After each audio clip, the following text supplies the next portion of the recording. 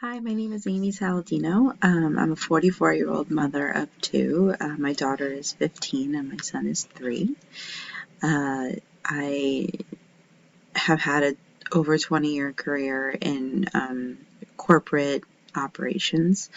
Most of that time was spent in retail industry, and then I spent a few years in the general contracting industry, and then I spent about another year or so in marketing. I did operations for a content marketing firm based in Brooklyn. Currently, I am a stay-at-home mom, and I'm in school full-time, finishing my bachelor's. I'm enrolled in SUNY Canton's BBA in management program.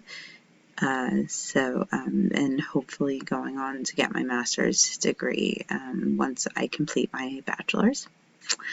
I've always kind of done human resources on some level in most of my positions, whether it's because I've been a people manager or I've been involved in like hiring people, letting them go, just having to know like a bunch about the laws, working with employment lawyers and things like that. So I'm very excited to be here, and I'm very excited to learn all the ins and outs of something that I have been putting into practice for many years.